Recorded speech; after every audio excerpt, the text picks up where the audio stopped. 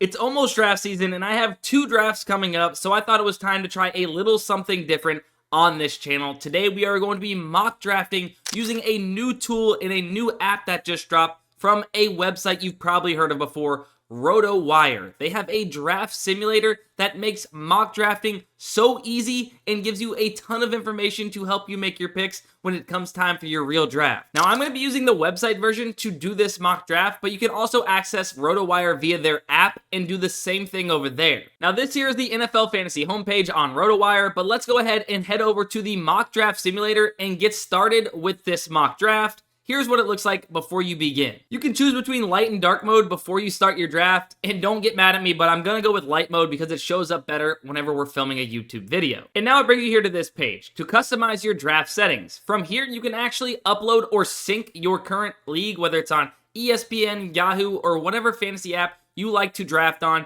You guys can link your fantasy league, or you can just simply create your own and customize it however you would like. So I've edited my draft settings. I just put this as YouTube mock draft number 1. I'm making it a snake draft, pretty much as always. 10 teams in this league, and I am drafting from the 9 spot in one of my leagues, so I want to get some practice drafting from there. So I chose team 9, which is going to be the 9th draft spot in the draft order. I selected PPR scoring settings because that's what we have, and all I had to do was change it to 7 bench spots because we have 7 bench spots in this league. And now that we finished editing our draft settings, it's time to get into one of my favorite things about this mock draft simulator, which is where we are going to choose our draft plan. Here you have a few different options. You can choose RotoWire's recommended settings and let it choose for you, or you can choose a draft plan you've already created for a prior mock draft, or create a new draft plan by adding it here. We'll go ahead and do that for the sake of this video. You can choose in the early rounds to either play it safe, balance, or aim for upside. Me, in the early rounds, I like to play it safe.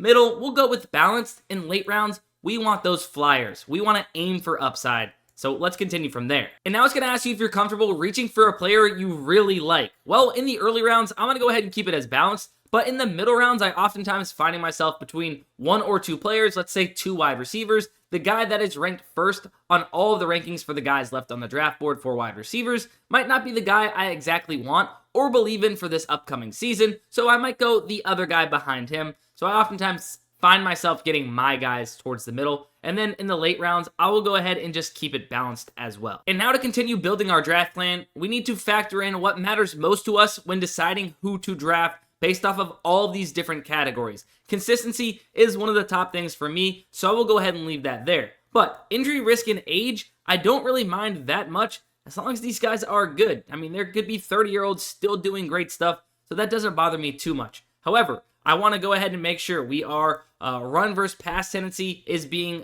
calculated into these players I'm drafting, and their offense is there. Overall strength of schedule, last year's performance. Not too crazy for me for last year's performance because guys move around all over the place. Offensive line quality is pretty huge. An overall team offensive ranking, I actually like to go ahead and put towards the top because if you are wanting guys that are scoring a lot of points, you need touchdowns and you need efficiency. So we'll go ahead and make sure that is well up there. And if there's going to be a guy throwing the ball, he needs to be up towards the top of all this.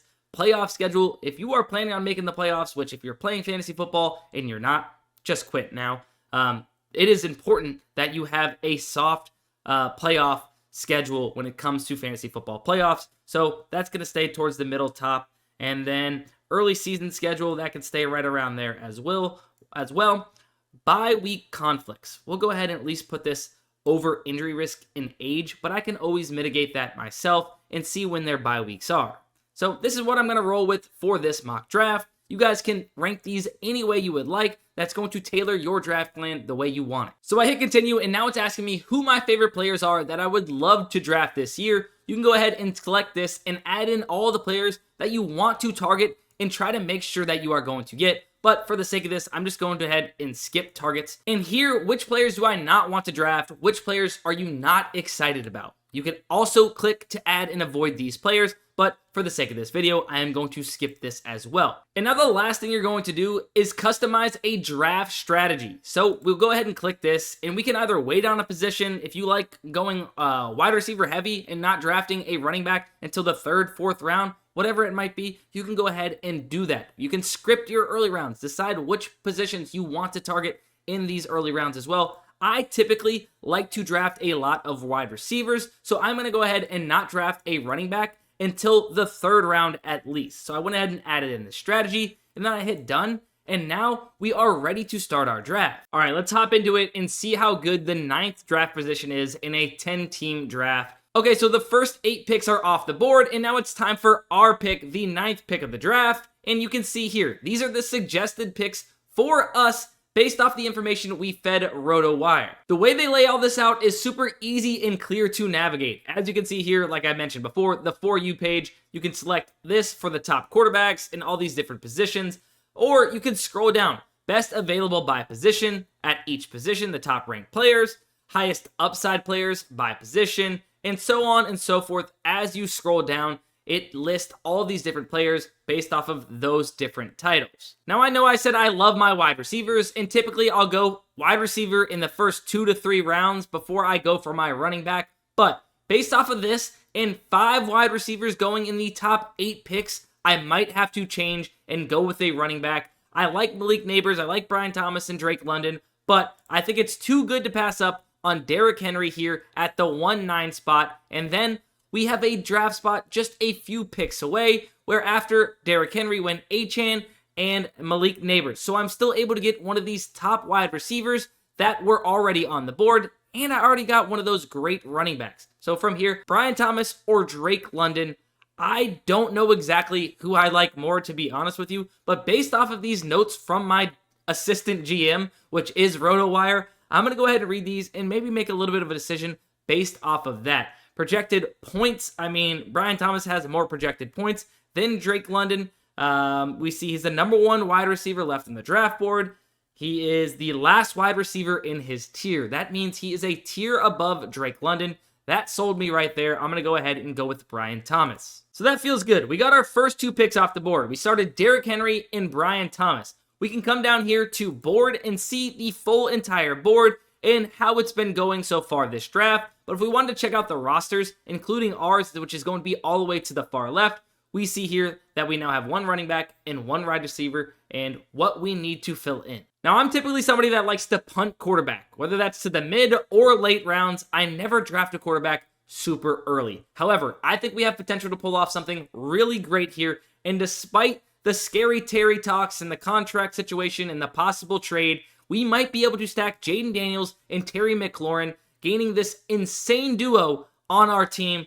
I see here that Jaden Daniels has a 37% chance to be drafted before my next pick, and 5% to be drafted for Terry McLaurin. So with that being said, I am going to draft Jaden Daniels with this pick in hopes that Terry McLaurin does make it back to me at pick number 32 here. So let's go ahead and do that and see if it worked out in our favor. And it did. After Jaden Daniels went Jackson Smith and Jigba and James Cook, where we are able to secure our stack and get Terry McLaurin. All right, we're back and ready to make our next 2 picks. Let's go ahead and first see what exactly do we need. So let's go to rosters. We see here we have our 2 starting wide receivers. We'll only have 1 running back, and of course we have our quarterback. So we probably need a running back here. So let's go ahead to For You and see what these running backs look like. James Conner is the top running back left on the board. As you can see here, it matches our top team need, which is running back.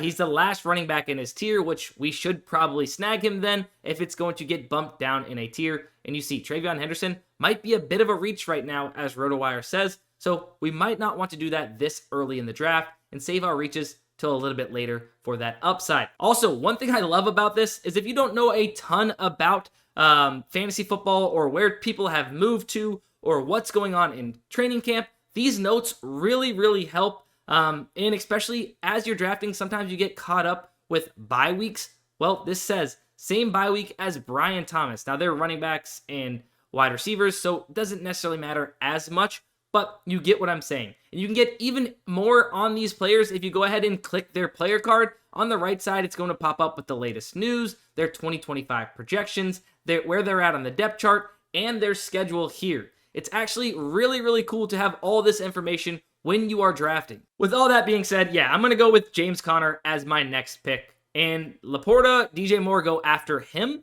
we probably can go with wide receiver or running back at this point. It shouldn't really matter. Now, I love hoarding wide receivers, so I'm probably going to go wide receiver. So we can go ahead and click here and see the top wide receivers. Or if we wanted to, we can actually click cheat sheet, and it's going to pop up like your typical cheat sheet that you see for fantasy football. We see that George Pickens, Devontae Smith, T-Mac, and Jameson Williams are the top 4 wide receivers on the board right now. I do like using this For You feature and searching on these because it just does give you a ton of information on these player cards. But based off of all of these wide receivers, we see that Devontae Smith has a 95% chance to be drafted before my next pick, which is higher than all of these guys. And I actually really do like Devontae Smith and trust him a ton. But I think I am going to go with George Pickens, which is the number 1 wide receiver left on the board. He's projected to be top 15 wide receiver in touchdown receptions, top 20 in all these other different categories, and the new number 2 for the Dallas Cowboys. So please, Dak, don't let me down. Teams, if you're watching this, double team CeeDee Lamb and let George Pickens eat. If you haven't figured out already, I also like to punt on tight ends, so I haven't got a tight end yet, but we are pretty balanced. We have 3 wide receivers, and we have 2 running backs currently on the roster, but I think we're going to get even more balanced here, as always. We keep getting caught by having the last guy in his tier here on our For You or suggested page, and I think we're going to have to do it. We're going to snag Tony Pollard with this pick, followed up with Bo Nix and Aaron Jones go off the board, leaving me Jerry Jeudy or Calvin Ridley, and I am a big fan of Cam Ward. I am going to go with Calvin Ridley as he is the number 1 wide receiver in that offense, and I think he is going to have a huge year with Cam Ward tossing him the football. Also, really good stuff coming out of training camp for Calvin Ridley as well, so let's go ahead and do that. We've already started filling up our bench spots, but now I think it's time to choose our starting tight end. So let's go ahead and see what's at the top of the board for tight ends. Tucker Kraft, Kincaid, Loveland, Ferguson, Tyler Warren. Well, by just looking at these, I see that they're not really likely to be drafted in between my 2 picks, so I might actually pause on that and maybe try to get some wide receiver or running back depth. And honestly, with Caleb Johnson behind Jalen Warren, Travis Etienne, and competition there, I don't love these running backs where they're at, but wide receiver, let's check it out.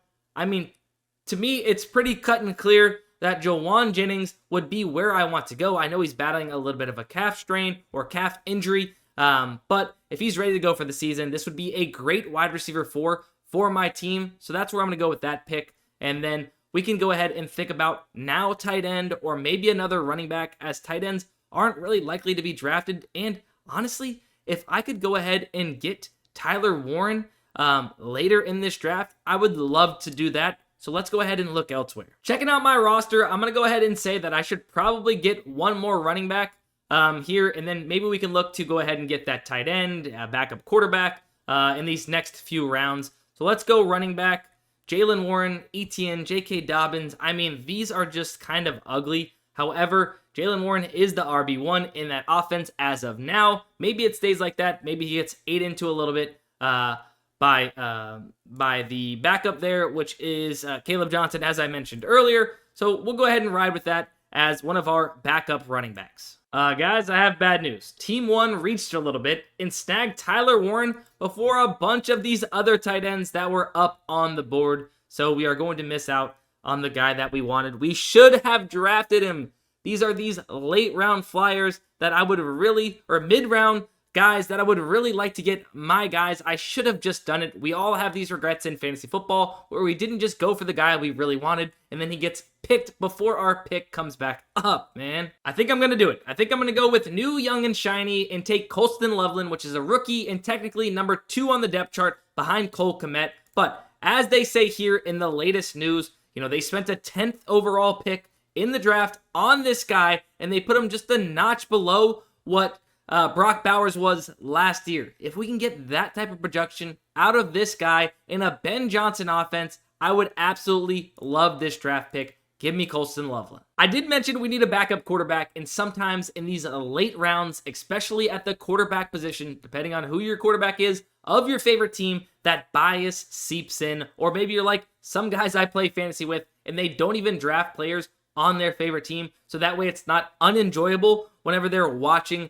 their own team play. But I am going to do it. Drake May is going to have a huge year this year based off the new pieces added to the offense. I cannot wait to see him play. So checking in on our roster, we have 4 total players that we need. We have 2 more bench spots, a kicker, and a defense. We'll go ahead and round it out with our 2 bench spots right now, and then grab our kick and our defense in the last 2 picks of the draft. All right, I've decided to use one of my last bench positions to lock up a handcuff at running back. James Conner is one of my starting running backs, so we're going to go ahead and snag Trey Benson. While he's not one of the top running backs here, he is listed as one of the top running backs available on the board based off top-ranked running backs. So we'll go ahead and snag Trey Benson and draft him as our handcuff to James Conner. And with my last bench spot, I'm going to go with a flyer here and take Rashid Shaheed that can win you a week with 1 catch, a huge deep ball. So we'll go ahead and snag him for one of those weeks that we might just need him and he comes through. I get it, it's a mock draft. Who really cares about a kicker or defense? But we'll take the Ravens, sure, why not? And Fairbairn, go ahead and have a day on our team. So we've actually completed the entire draft.